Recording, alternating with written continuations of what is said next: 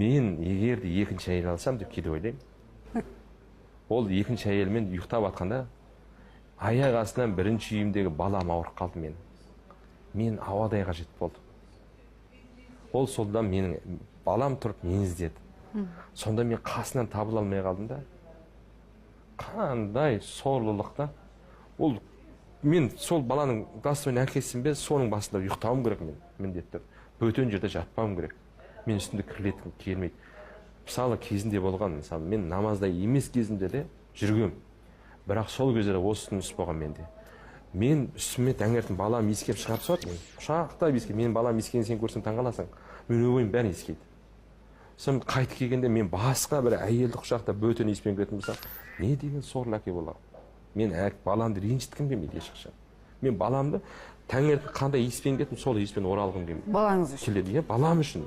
Мен баламды